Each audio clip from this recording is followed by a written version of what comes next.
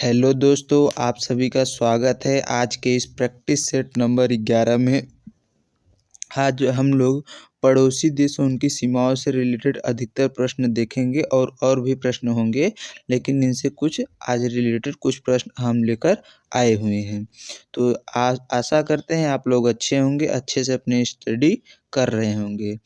तो चलिए बिना किसी देरी को क्लास को शुरू करते हैं। क्लास को शुरू करने से पहले आपसे रिक्वेस्ट है कि आप लोग क्लास में अंत तक जरूर बने रहिएगा। आपको इस क्लास में बहुत ही महत्वपूर्ण प्रश्न देखने को मिलने वाले हैं। तो जैसा कि आपसे रिक्वेस्ट है कि क्लास में अंत तक बने रहिएगा। इसी के साथ अगले प्रश्न पर बढ़ते हैं। तो अगला प्रश्न हमारा है, यानी प्रश्न नंबर 1 जो है वो यह है कि जो भारत और पाकिस्तान के बीच की सीमा रेखा को क्या कहा जाता है। जो भारत और पाकिस्तान की सीमा रेखा है उसको मैकमोहन रेखा, डूरंड रेखा, रेडक्लिफ रेखा या फिर मैग्रीनोट रेखा कहते हैं।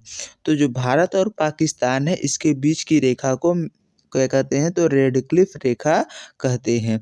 इसका जो निर्धारण है 1947 में भारत पाकिस्तान के विभाजन के समय हुआ था। मैकमोहन रेखा की बात करें तो ये भारत और चीन के मध्य, डूरंड रेखा जो है पाकिस्तान, अफगानिस्तान और भारत के मध्य पर स्थित है। इसी के साथ अगले प्रश्न में बढ़ते हैं। तो अगला प्रश्न हमारा है कि भारत के कितने राज्य नेपाल के साथ अपनी सीमा साझा करते हैं। जो नेपाल है इसके साथ भारत के कितने राज्य जो हैं वो सीमा साझा करते हैं। क्या 3 राज्य, 4 राज्य, 5 राज्य या फिर 6 राज्य।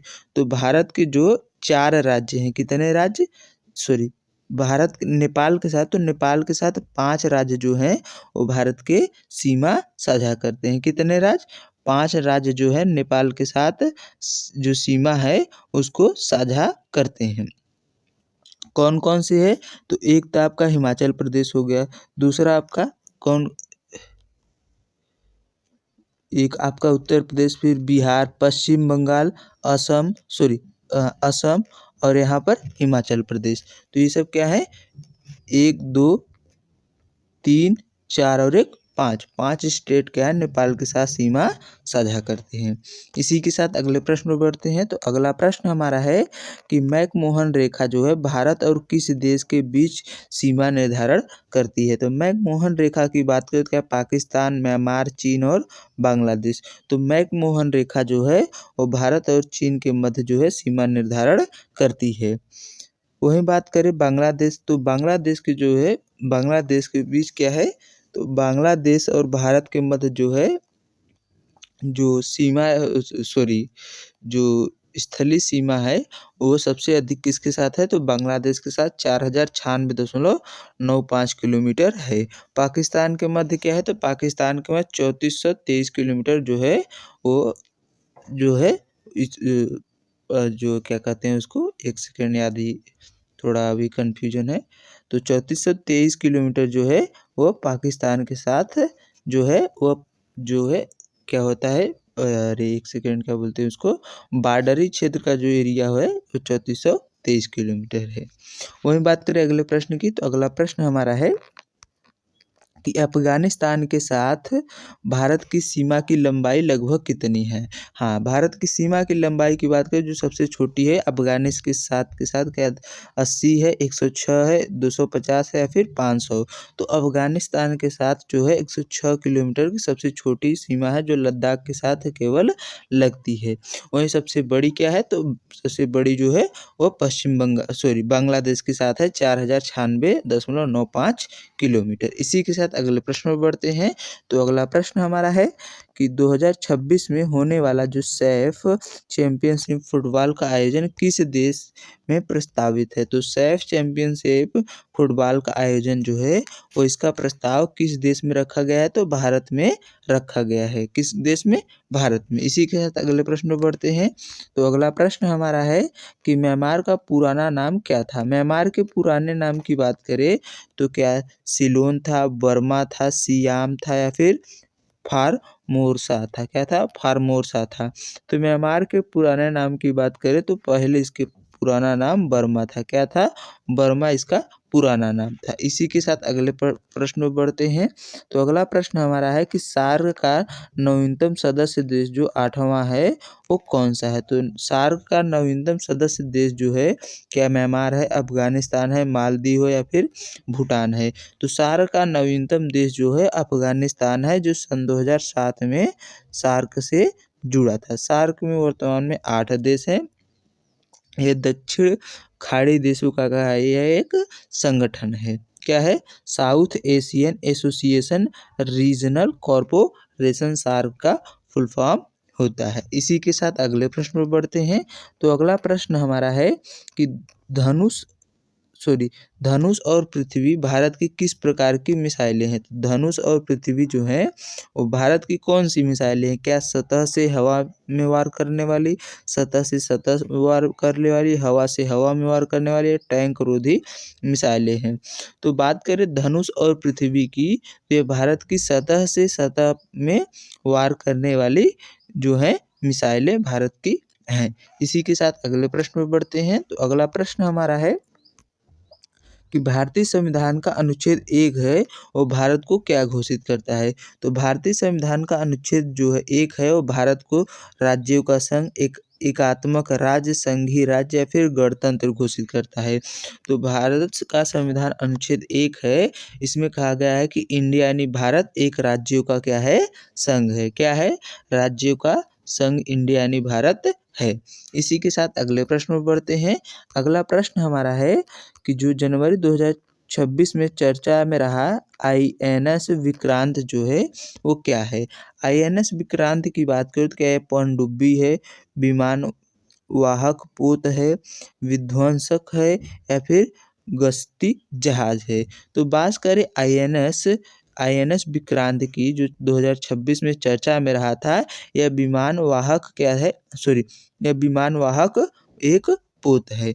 इसी के साथ अगले प्रश्न पर बढ़ते हैं। तो अगला प्रश्न हमारा है कि किस ग्रह को पृथ्वी की जुड़वा बहन कहा जाता है? तो पृथ्वी की जुड़वा बहन की बात करें तो कौन से ग्रह को कहते हैं? क्या मंगल को, बुध को, शुक्र को या फिर शनि को? तो पृथ्वी की जुड़वा बहन जो है शुक्र को कहा जाता है। इसको भोर का तारा, सांझ का तारा भी कहते हैं, सबसे गर्म ग्रह है। वहीं बात करें बुध सबसे छोटा ग्रह है, मंगल को लाल ग्रह कहते हैं, शनि के चारों ओर जो है वो छल्ले पाए जाते हैं। इसी के साथ अगले प्रश्न में बढ़ते हैं। तो अगला प्रश्न हमारा है कि भारत के पड़ोसी देशों को लैंड ऑफ थंडर ड्रैगन कहा जाता है। किस पड़ोसी देश को लैंड ऑफ थंडर ड्रैगन के नाम से जाना जाता है? क्या नेपाल को, भूटान को, म्यांमार को या फिर श्रीलंका को? तो वह कौन सा देश है जिसको लैंड ऑफ थंडर ड्रैगन कहते हैं? तो भूटान देश को जो है लैंड ऑफ थंडर ड्रैगन के नाम से जाना जाता है। इसी के साथ अगले प्रश्न पर बढ़ते हैं। तो आज का हमारा अगला प्रश्न है कि बांग्लादेश का राष्ट्रीय गान आमार सोनार बांग्ला किसने लिखा था? तो बांग्लादेश का जो आमार सोनार बांग्ला गीत है, राष्ट्रीय गान है, वो क्या काजी नजरुल इस्लाम ने, रविंद्रनाथ टैगोर ने, बंकिम चंद्र चटर्जी ने या फिर मुजीबुर रहमान ने लिखा था? तो आमार सोनार बांग्ला जो है जब भारत का विभाजन नहीं हुआ था उससे पहले ही जो है हमारे जो रविंद्रनाथ टैगोर जी हैं इनके द्वारा आमार सोनार बांग्ला को पश्चिम बंगाल में उस समय लिखा गया था। जिसे बांग्लादेश जब विभाजित हो गया पाकिस्तान की ओर से, तब वो क्या हो गया, वहाँ के लोगों ने आमार सोनार बांग्ला को जो है, जब बांग्लादेश अलग राष्ट्र बना तो उसको राष्ट्रीय गान बना लिया गया। इसी के साथ अगले प्रश्न पर बढ़ते हैं। तो अगला प्रश्न हमारा है कि प्रकाश का वेग सबसे अधिक किस में होता है? बात करें प्रकाश के वेग को सबसे अधिक क्या हवा में है, कांच में है, निर्वात में है या फिर पानी में है? तो जो है प्रकाश, इसका वेग सर्वाधिक किस में होता है? तो इसका सर्वाधिक वेग की बात करें तो ठोस में सबसे ज़्यादा होता है। तो इसमें ठोस क्या है? कांच है। तो कांच में इसमें सबसे ज़्यादा इसका प्रकाश का वेग होगा। और सबसे कम बात करें, प्रकाश का वेग जो है वो सबसे ज़्यादा किस में होगा? निर्वात में होगा। ध्वनि का वेग जो है सबसे ज़्यादा कांच में होता है। इसके लिए माफ करना, किस में होगा? निर्वात में जो है प्रकाश का वेग सबसे ज़्यादा होता है। उससे कम किस में होगा? तो उससे कम हवा में होगा। फिर उससे कम क्या होगा, पानी में होगा, और सबसे कम काँच में होगा। तो जो प्रकाश होता है वो विरल माध्यम में उसकी वेग ज़्यादा रहेगी, और जैसे-जैसे सघन माध्यम में जाएँगे तो प्रकाश का वेग क्या होगा, धीरे-धीरे कम होता जाएगा। जस्ट इसी का अपोजिट क्या होता है, ध्वनि। ध्वनि की चाल की बात करें तो निर्वात में ध्वनि की चाल नहीं होती है। ठोस में सबसे अधिक, द्रव में उससे कम, और जो गैस है उसमें सबसे कम होती है। किसकी? ध्वनि की चाल। इसी के साथ अगले प्रश्न में बढ़ते हैं। तो अगले प्रश्न की बात करें तो अगला प्रश्न हमारा है कि राज्यसभा का सदस्य बनने के लिए न्यूनतम आयु क्या है? तो राज्यसभा का सदस्य बनने के लिए न्यूनतम आयु की बात करें, क्या 25 वर्ष है, 30 वर्ष है, 35 वर्ष है या फिर 21 वर्ष है? तो राज्यसभा का सदस्य बनने के लिए न्यूनतम आयु 30 वर्ष होती है।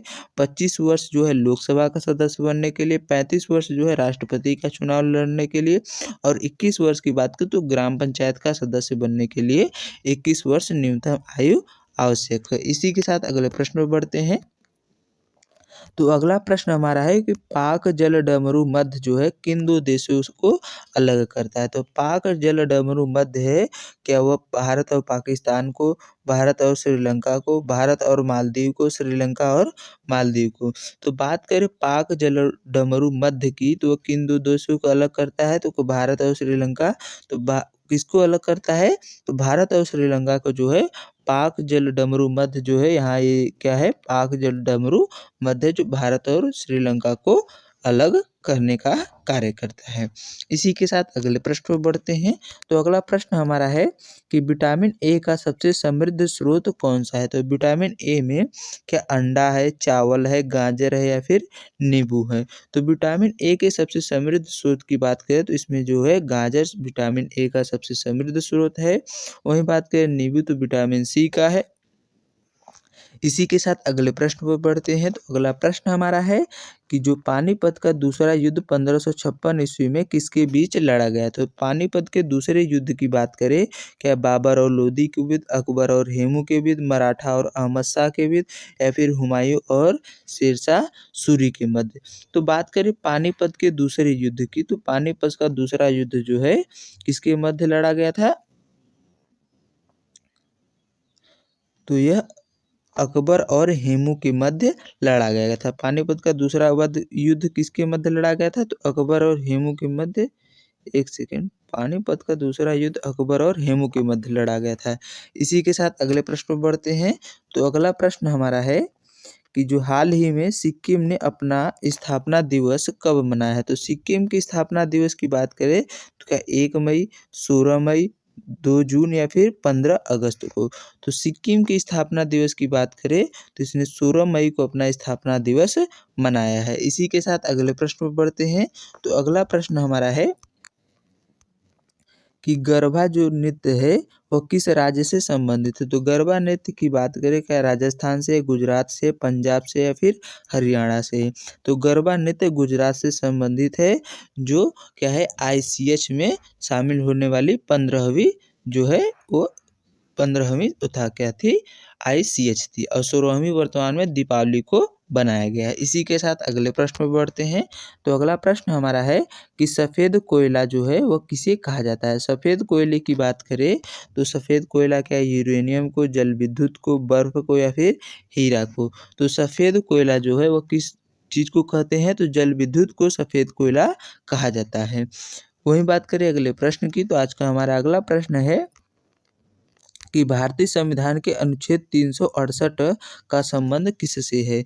जो भारतीय का संविधान है उसमें अनुच्छेद 368 है, इसका संबंध किससे है? क्या आपातकाल से, संविधान संशोधन से, सूचना के अधिकार से या फिर राष्ट्रपति शासन से है? तो अनुच्छेद 368 का जो संबंध है संविधान संशोधन से, वही बात करें आपातकाल 352 में है, राष्ट्रपति शासन जो है 356 में है, और वित्तीय आपातकाल 360 में प्रावधान किया गया है। इसी के साथ अगले प्रश्न पर बढ़ते हैं।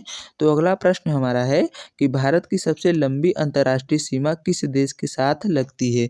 तो भारत की सबसे लंबी अंतर्राष्ट्रीय सीमा की बात करें तो क्या चीन के साथ, पाकिस्तान के साथ, बांग्लादेश के साथ या फिर म्यांमार के साथ?